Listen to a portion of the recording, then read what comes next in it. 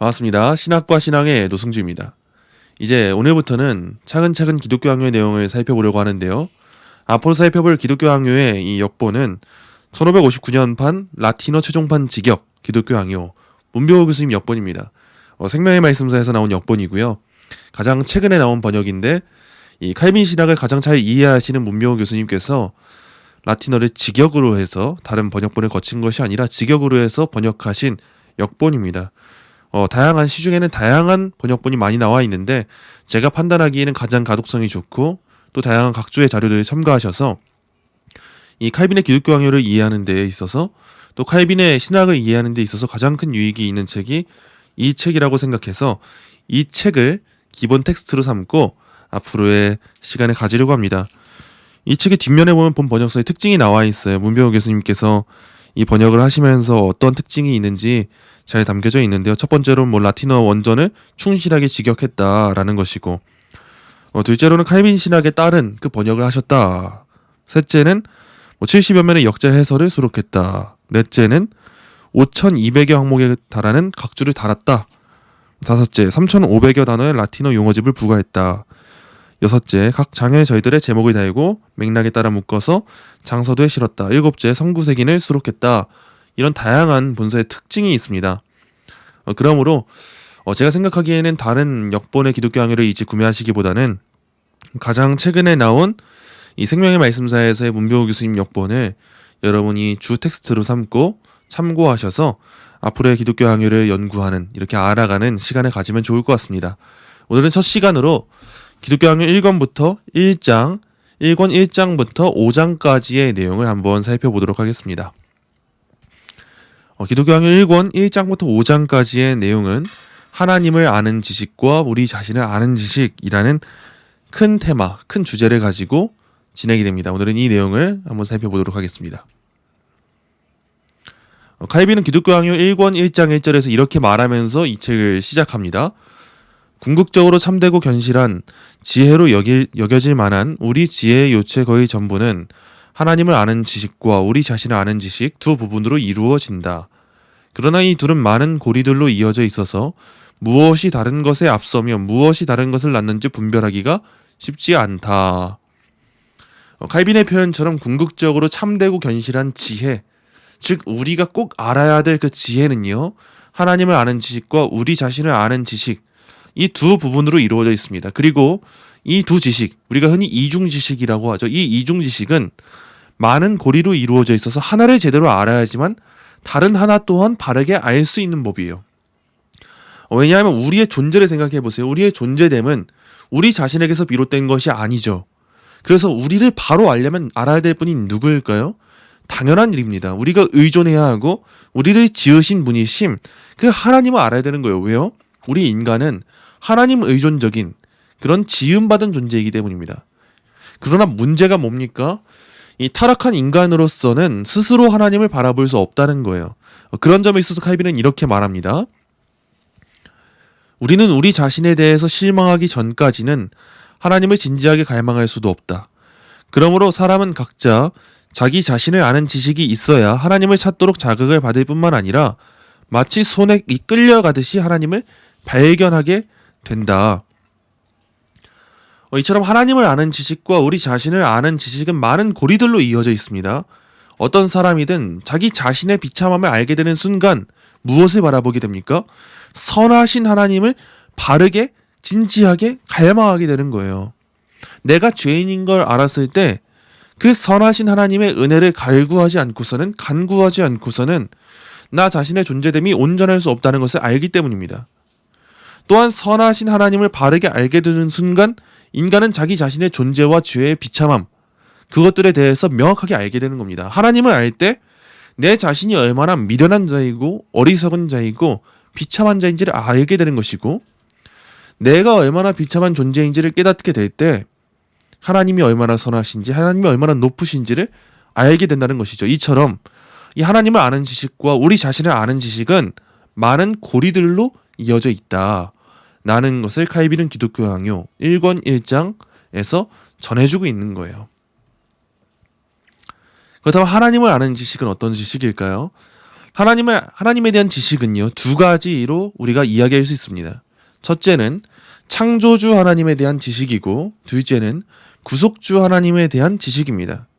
우리는 세상의 창조자요, 자기 능력으로 우리를 지탱하시고 섭리하시고 선하심으로 우리를 양육하시는 이 창조주 하나님에 대한 지식을 알아야 돼요.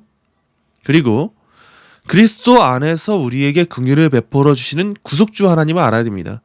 기독교강요 1권 1장, 이 1권의 내용에선 대부분 창조주 하나님에 대한 측면이 나오고 이후에 구속주 하나님에 대한 내용이 나옵니다. 근데 우리가 하나님에 대한 지식을 먼저 알아야 된다라고 할 때 이 하나님에 대한 지식을 알아야 하는 이유가 무엇일까요? 칼빈은 이렇게 말합니다.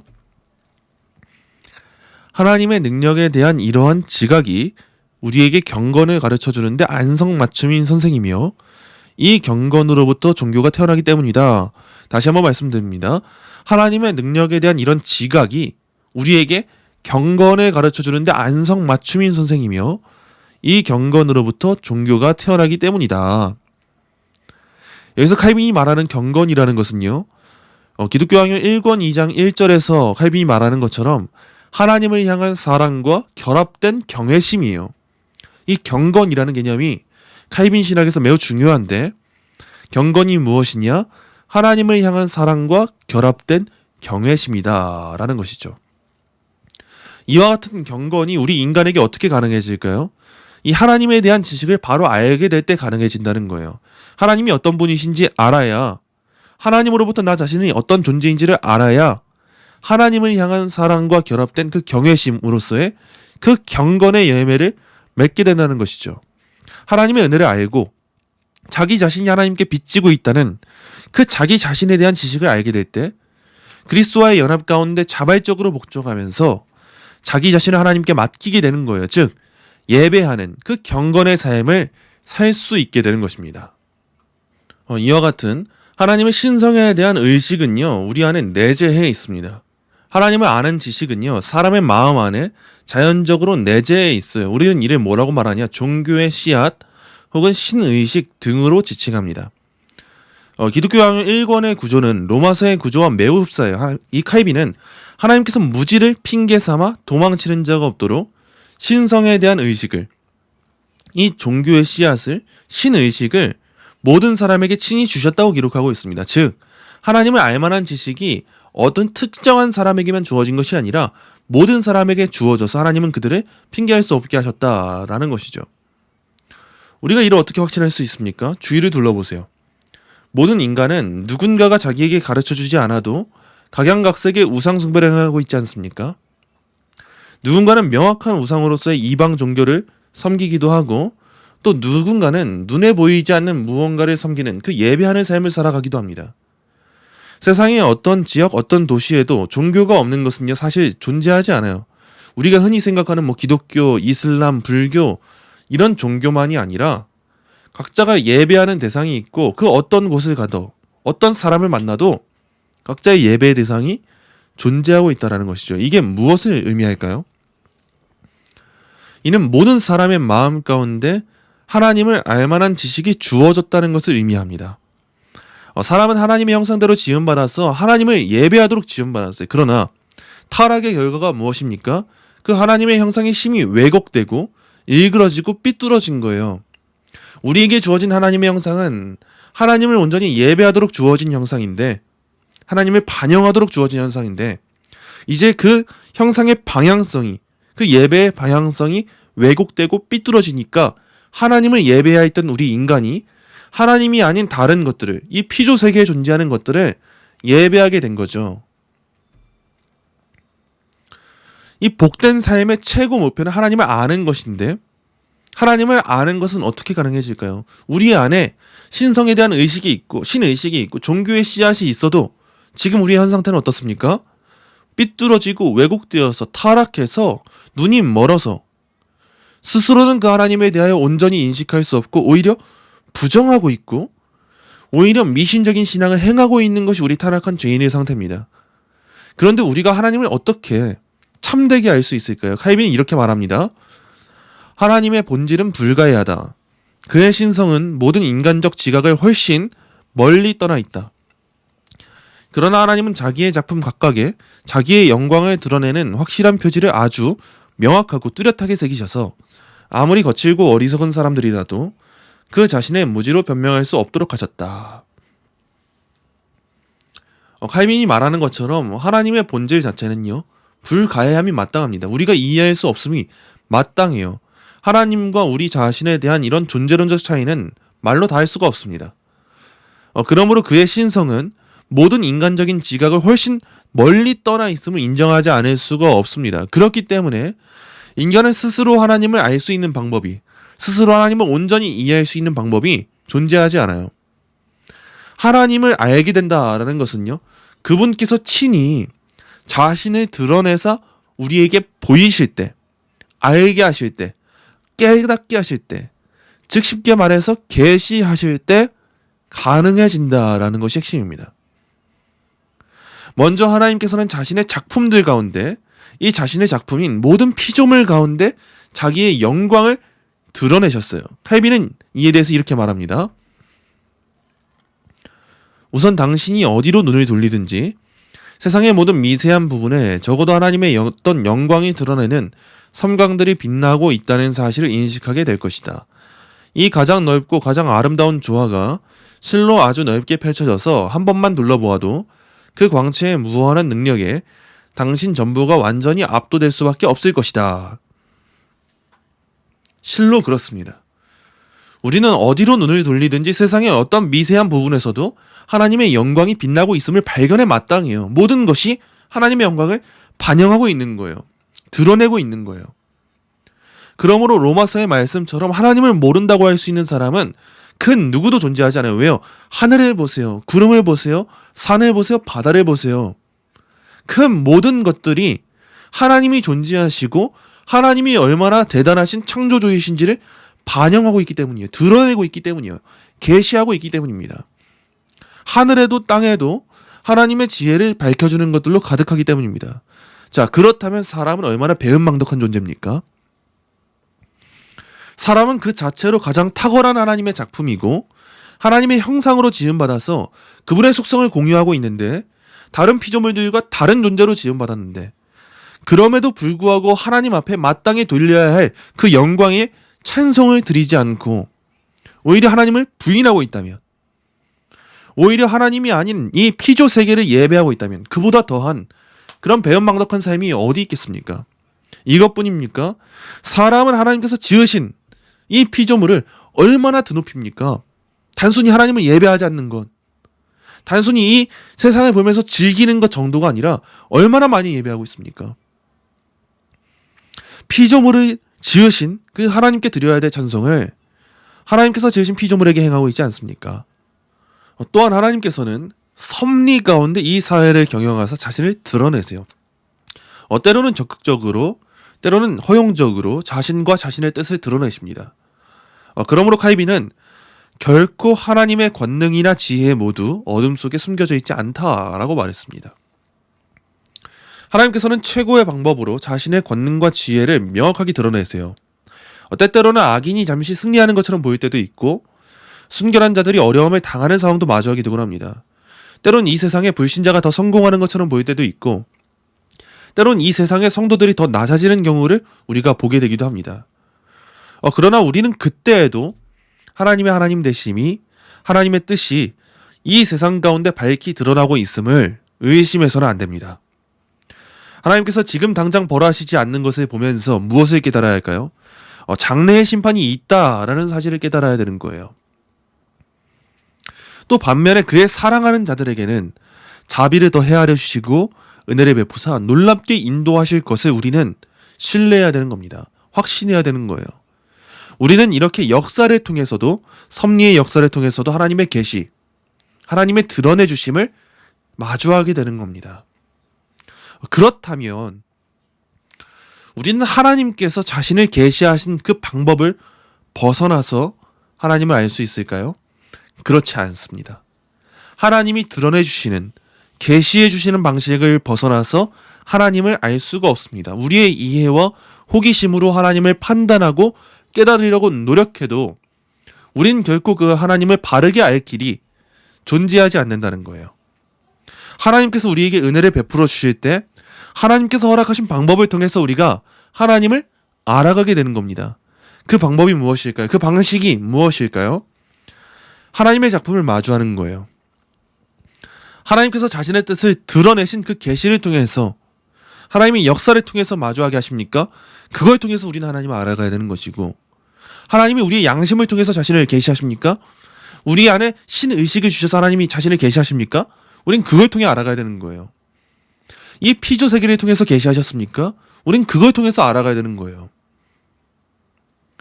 우린 하나님께서 자신의 뜻을 드러내신 그 계시를 통해서 하나님에 대한 지식을 알아가게 되는 겁니다. 그러나 우리가 하나님의 작품을 마주하는 것만으로 충분할까요? 우리가 피조 세계를 보고 우리의 양심을 보고 역사를 보아서 온전히 하나님을 알아가고 있습니까? 그렇지 않죠. 왜요? 타락했기 때문입니다. 우리는 모두 아담 아라에서 타락하여서 죄인된 인간이 되었기 때문에 그 영적인 시선을, 그 시각을 상실해버려서 하나님은 우리에게 드러내 보이셨으나 하나님을 알 길이 없는 거예요.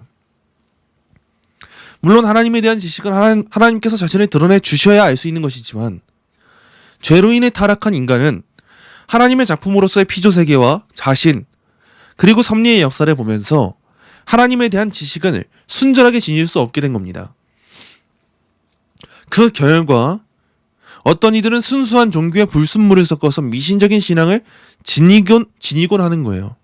하나님의 피조세계를 숭배하고 섭리의 역사를 부정하는 겁니다. 이에 대한 결론으로 칼빈은 다음과 같이 말했습니다. 세계의 창조 역사를 통해 그 조성자의 영광을 드러내기 위하여 그 많은 등불이 타오르고 있으나 그저 헛되이 비출 뿐이다. 서로 그것들의 광선이 사방에서 우리를 비춘다 하더라도 그것들 자체로는 결코 우리를 올바른 길로 이끌 수 없다. 비가시적인 신성이 실로 장엄한 이러한 광경들 가운데 표상되어 있지만 믿음을 통한 하나님의 내적 계시의 조명이 없는 한 우리의 눈은 그것을 볼 수 없다. 믿음을 통한 하나님의 내적 계시의 조명이 없는 한 우린 그것을 눈으로 볼 수 없다라는 것이죠. 우리에게 외적으로 주어진 수많은 계시들이 있습니다. 그러나 그것들 자체로는 우리 타락한 인간을 올바른 길로 인도할 수 없다는 거예요. 우리 타락한 인간이 스스로 피조세계를 보면서, 자신을 보면서, 역사를 보면서 하나님을 알아가고 있습니까? 그렇지 않다는 거죠. 칼빈의 표현처럼 이 비가시적인 신성이 실로 장엄한 이러한 광경들 가운데 표상되어 있어요. 이게 실제로 일어난 일입니다. 우리가 이걸 흔히 일반 계시라고 하죠. 하나님께서 이미 자신을 드러내 보이셨어요. 그러나 믿음을 통한 하나님의 내적 계시의 조명이 없는 한 우리의 눈은 그것을 볼 수 없다는 거예요. 외적 계시는 성령 하나님의 내적 계시 없이는 참된 인식으로 나아갈 수 없다는 거죠. 신학의 근본 원리가 있지 않습니까? 우리가 프린키피아라고 하지 않습니까? 신학의 본질의 원리가 누구십니까? 성부 하나님이시죠. 그리고 우리가 외적으로 인식하게 되는 원리가 뭘까요? 말씀입니다. 성자 하나님이에요.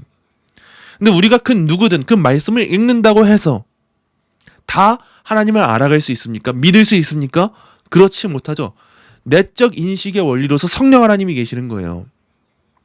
우리에게 외적으로 주어진 말씀이 우리의 것으로 믿어질 수 있는 이유가 뭡니까? 성령 하나님 우리에게 내적으로 역사하시기 때문이에요. 마찬가지입니다. 외적으로 수없이 많은 계시들이 주어졌어요.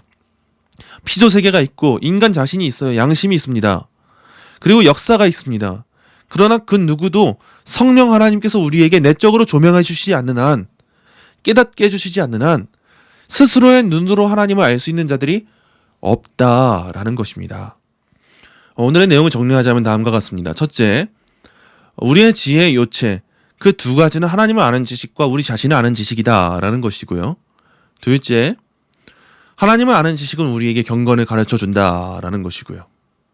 셋째, 하나님을 아는 지식은 피조세계, 그리고 인간의 양심, 그리고 역사를 통해 일반적으로 계시되었다. 그래서 우리가 일반 계시의 세 가지가 뭐냐 했을 때 이 피조세계, 창조세계, 그리고 인간의 양심, 그리고 하나님의 역사, 이렇게 말을 합니다. 그리고 넷째, 타락한 인간은 일반 계시만으로 하나님을 참되게 알 수 없다라는 것이었고요.